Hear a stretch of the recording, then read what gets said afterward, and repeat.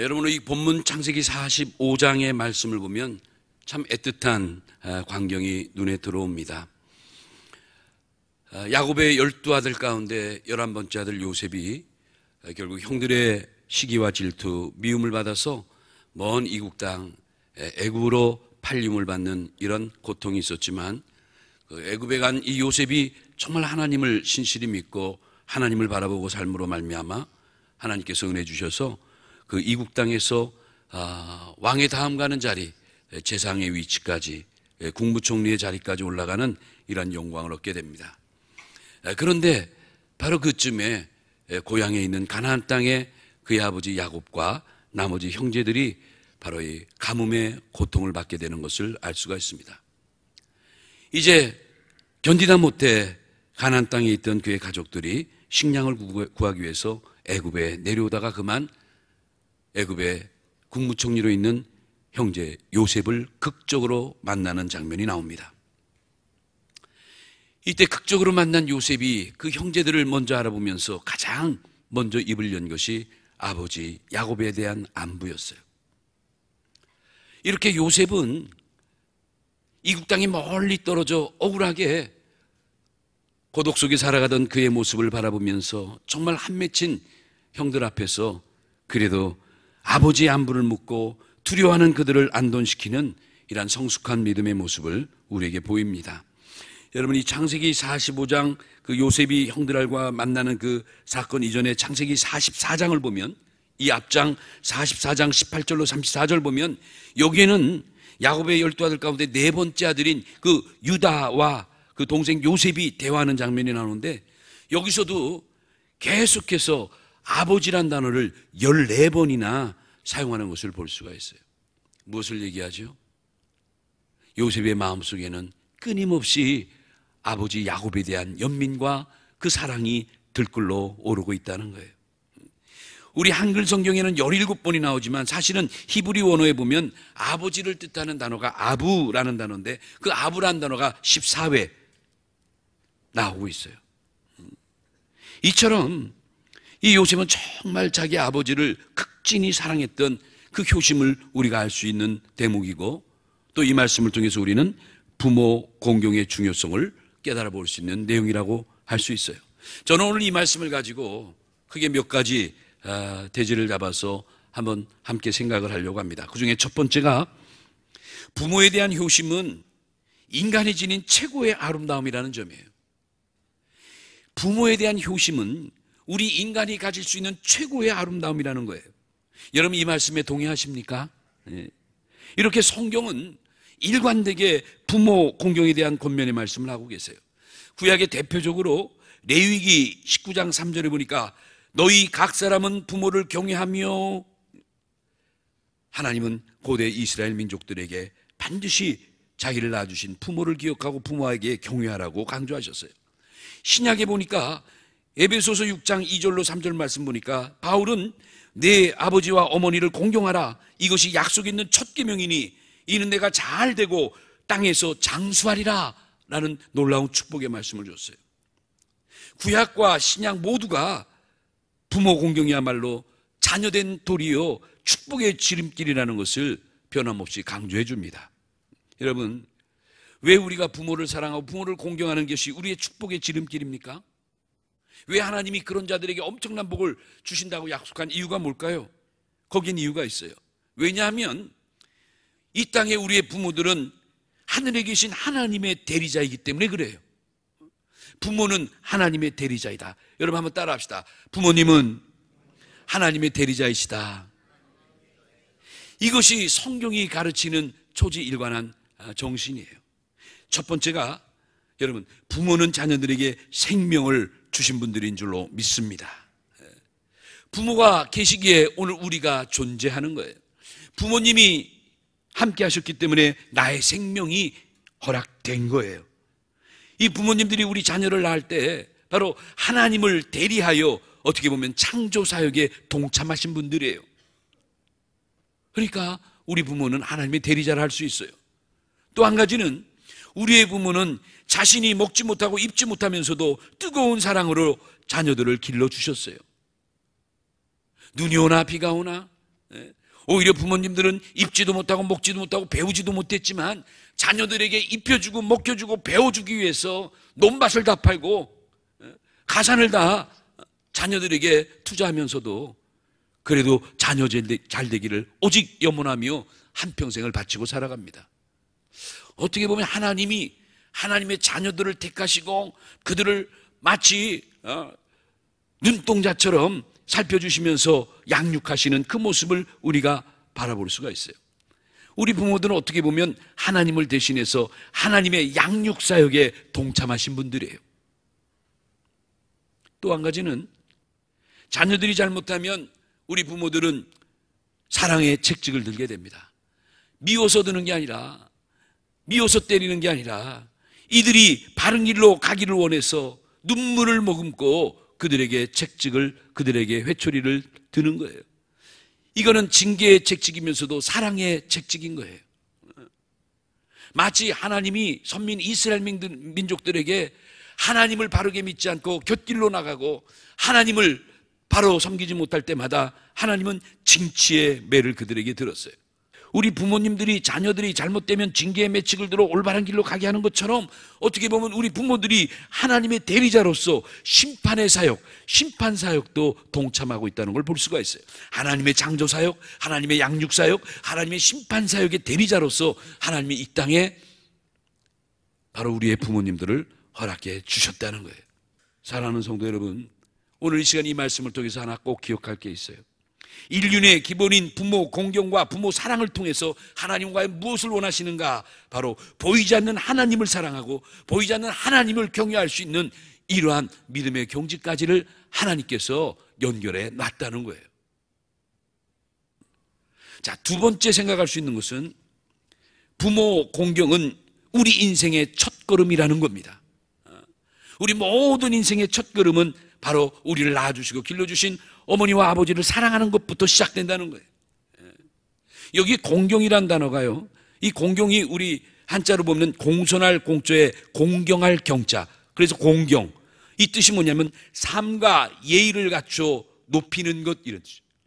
내 부모님에게는 삶과 예의를 차려 높여드리고 존귀하게 모시는 것, 이게 공경이라는 거예요. 근데 이 말을 히브리 말, 우리 성경사전에 보니까 의미가 좀 흥미있는 내용이에요. 이 공경하다, 이 단어가 어디서 왔냐면 히브리 말에 카베드라는 단어에서 유래했는데요, 이 카베드라는 단어가 뭐냐면 무겁다는 뜻이에요. 무겁다. 여러분, 부모라는 단어를 왜 유대인들은 무겁다는 단어에서 유래시켰을까? 좀 궁금하죠? 이 말이 뭐냐면 이렇게 우리의 부모님을 이 땅에서 가장 무게 있는 존재로 대하라는 거예요. 무게 있는 존재? 그래서 이 카베드라는 단어가 무겁다는 의미도 있지만 나중에 보면 존귀하다, 이런 뜻도 있어요. 귀하다, 존귀하다. 그러니까 이 땅에서 낳아주신 우리 부모를 가장 무게 있게 대하라는 건 뭐냐면 가장 존귀한 존재로 대하라, 그런 뜻이에요. 내가 이 땅에서 가장 존귀한 대하로 대할 분은 누군가? 하나님 다음에 우리의 부모님이라는 거예요. 참 히브리 단어는 참 그 영적인 의미가 가득해요. 여러분, 사람이 이 세상에 태어나서 인생의 길을 들어가려면 가장 먼저 부모를 알아봐야 해요. 그리고 그 부모와 함께 모시고 공경하는 삶을 살아가야 되는 거예요. 이제 이런 면에서 예수님이 그 이름 모를 청년에게, 영생을 묻는 청년에게 내 부모를 공경하라 직설적으로 말씀을 던지신 거예요. 사랑하는 여러분, 부모를 공경하라는 하나님의 명령은 상황에 따라 해도 되고 안 해도 되고 하는 선택의 문제가 아니라는 겁니다. 하나님의 백성들이 반드시 지켜야 될 필수적인 명령이 바로 우리의 부모를 공경하는 것이라고 성경은 그렇게 가르쳐 주는 거예요. 그래서 부모 공경이 어떻게 보면 하나님 공경, 신앙의 기초가 되고 있다는 거예요. 여러분, 오늘 이 말씀을 통해서 왜 우리 기독교가 그렇게 부모를 공경하고 왜 이렇게 효도의 종교가 되고 있는가, 그 의미를 잘 깨달아야 돼요. 이런 걸 깨닫지 못하는 사람들은 우리 기독교가 천륜을 무시하는 종교다, 제사를 파괴했던 종교라. 여러분, 제사를 파괴한 게 아닙니다. 우리가 어떻게 보면 그들보다 우리의 부모를 더 적극적으로 공경하고 더 적극적으로 뜨겁게 사랑하는 방법을 성경은 우리에게 제시해 주는 거예요. 본질적으로 생각해 볼 때 정말 우리 기독교는 효도의 종교인 거예요. 여러분 믿습니까? 그래요. 그래서 천륜이자 하나님의 명령인 부모 공경을 실천하지 않고서는 결코 하나님을 믿는다 말할 수 없다 이거예요. 그래서 이 성경에 보면요, 이 고대 유대 사회에서는, 그 옛날 고대 유대 사회에서는 이 부모 공경이 얼마나 중요한 그 율법의 그 강조점으로 드러나고 있는지 우리가 이런데 구약서를 보면 여기에서 우리가 알 수 있어요. 대표적으로 출애굽기 21장 15절로 17절 말씀이나 또는 신명기 22장 21절 같은 데 보면 이런 말씀까지 있습니다. 너희가 내 부모를 공경하지 아니하면 반드시 죽일지라. 고대 유대 사회에서 자기를 낳아주신 부모를 경홀히 여기고 부모에게 공경치 않으면 반드시 그를 죽이래요. 이야, 이런 끔찍하죠? 섬찟해요. 성경의 표현이 얼마나 직설적이고 단호한지 몰라요. 여러분 왜 그랬을까? 왜 유대 사회에서는 부모를 공경하지 않는 데를 아예 죽여버리라? 여러분, 아유, 얼마나 무서운 말씀이에요. 이유가 있죠. 그렇게 단호하게, 그렇게 결연하게 이 명령을 선포한 것은 그만큼 어떻게 보면 그들의 모든 신앙의 기초가 부모 공경에서부터 비롯되고 있다는 것을 강조하기 때문에 고대 유대에서는 이렇게 율법으로 부모 공경을 정해놓은 거예요. 자, 마지막 세 번째 우리가 같이 생각할 것은요, 부모를 경홀히 여기는 것이 곧 우상 숭배의 죄와 같다고 성경은 그렇게 말합니다. 야, 부모를 경홀히 여기는 것은 곧 뭐예요? 우상 숭배의 죄라는 거예요. 구약의 에스겔 선지자가 그 이스라엘 백성이 하나님의 사랑을 그렇게 받고도 자기들의 육신의 부모에 대한 공경을 경홀히 했어요. 이때 그 에스겔서 22장 7절 같은 데 보니까 바로 이스라엘 백성들의 모든 죄를 일일이 조목조목 따져서 지적해 주는데 그 중에 하나가 부모를 업신여기는 행위예요. 아니, 이스라엘 백성들이 자기 부모를 업신여겼대요. 이걸 에스겔 선지자가 꼭 집어 지적하는 거예요. 여러분, 이렇게 많은 선지자들이 자꾸 이스라엘 백성들의 삶 속에 부모 공경하는 모습을 들춰서 그들의 잘못을 자꾸 찔러주고 지적하는 이유가 뭘까요? 거듭 말씀드리지만 유대 사회에서는 하나님은 부모에게 불효하는 것이 곧 하나님 자신에게 죄를 범하는 것으로 동일시했다는 거예요. 여러분, 기독교가 바로 이렇게 출발합니다. 나를 낳아주신 부모를 경홀히 여기는 것은 곧 하나님 자신을 경홀히 여기는 것과 동일하게 봤다는 거예요. 그래서 여러분, 그 잠언서에 보면, 잠언서 20장 20절 같은 데 보면 거기에 참 어떻게 보면 또 무서운 표현도 있어요. 섬찟한 표현도 있어요. 그 잠언서 20장 20절에 이렇게 말합니다.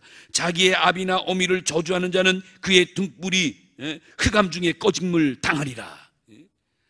우리의 아비나 어미를 저주하는 자는 우리의 등불이 흑암 중에 꺼짐을 당한대요. 여러분, 우리 인간이, 우리의 영혼이 등불이라고 그러잖아요. 근데 등불이 예전 성경에는 유암 중에 꺼짐을 당하리라. 그 유암이란 말이 다리 번역하면 흑암이란 뜻이에요. 내가 나의 어머니, 나의 아버지를 내가 경홀히 여기면은 내 영혼의 등불이 흑암 중에 꺼짐을 당한다는 거예요. 내 영혼이 이렇게 흑암 중에 꺼짐을 당하면 어떻게 될까? 내 영혼이 깜깜하다는 거죠. 여기에 흑암이란 말을 히브리어로 보니까 호셰크란 단어 쓰는데, 이 호셰크의 흑암은, 이 호셰크의 암흑은 칠흑 같은 어둠을 말해요. 여러분, 어둠도 종류가 있죠. 대충 어두운 게 있는가 하면 좀 짙은 어둠이 있고, 이제 정말 칠흑 같은 어둠이 있어요. 되게 이제 해 떨어지고 이제 저녁 되면은 좀 어두워지잖아요. 한 2, 3m 앞이 잘 안 보이고 분간이 안 되다가 더 깊어지면 밤 10시, 11시 되면 뭐 1m가 아니라 1m 안에 있는 것도 잘 식별이 안 돼. 불이 없으면 몰라요. 근데 새벽 2시, 3시 동토 오기 전에 그 칠흑 같은 암흑이 올 땐 정말 한 치 앞도 우리가 볼 수도 없어요. 그 한 치 앞도 볼 수 없는 칠흑 같은 어둠을 말할 때 호셰크란 단어를 써요. 내가 우리 부모와 우리 아비와 어미, 나를 낳아주신 그 부모들을 저주할 때 경홀히 여기면 내 영혼의 등불이 이와 같이 호세크의 암흑처럼 돼버린다는 거예요.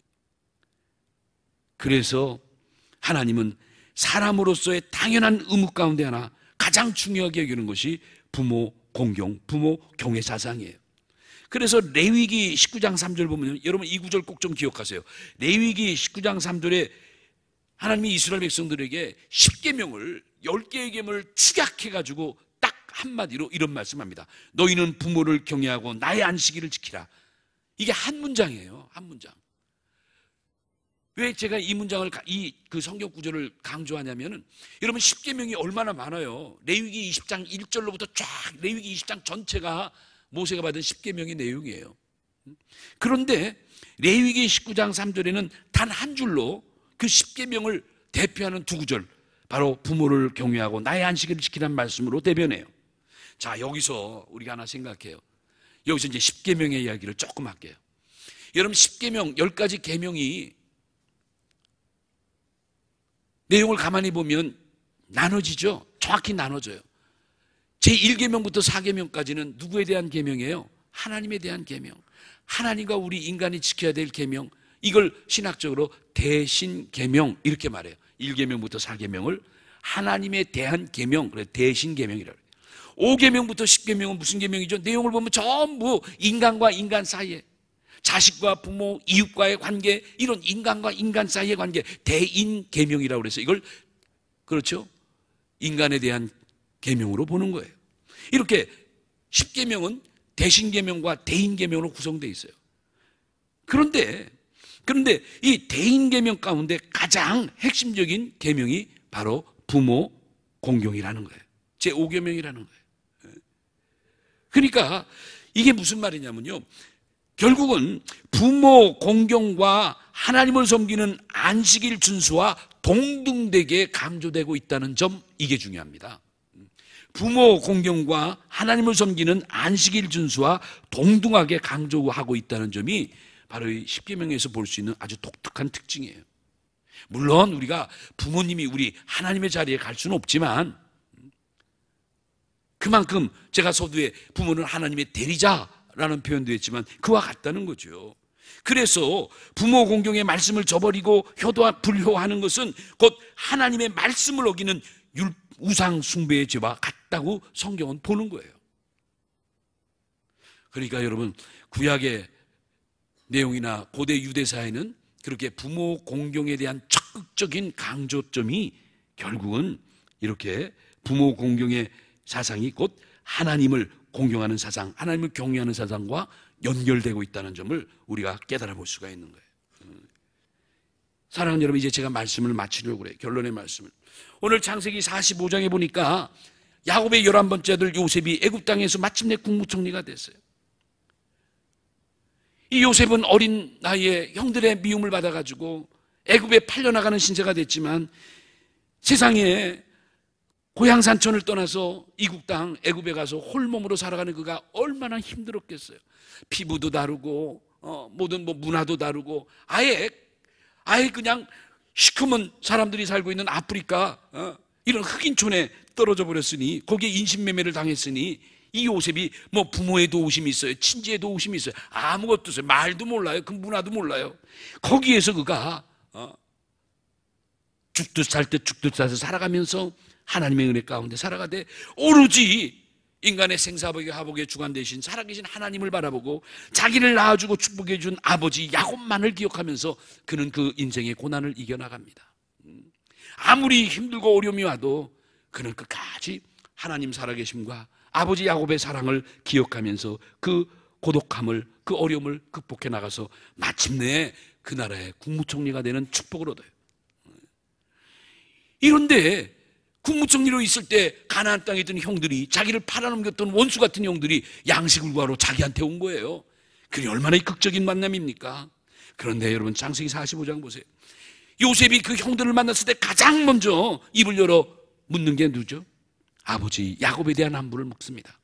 형님들이요, 우리 아버지 어떠십니까? 이 창세기 45장도 계속해서 오늘 본문에 요셉은 아버지. 뭘 얘기하죠? 이토록 요셉은 신앙도 출중했지만 바로 인간적인 인격이나 삶의 됨이 이미 성숙된 자예요. 아버지 야곱에 대한 그 연민을 가지고 아버지를 위해서 그렇게 하소연하듯 하면서 뭐라고 제안해요? 아버지를 빨리 모시고 이 애국 땅으로 오라는 거예요.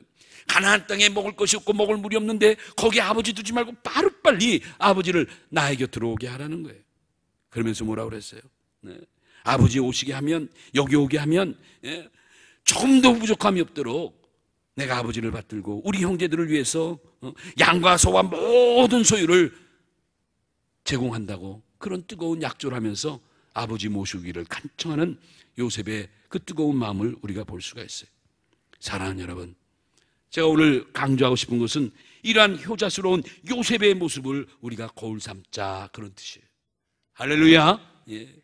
여러분, 오늘 이 말씀 꼭 기억하세요.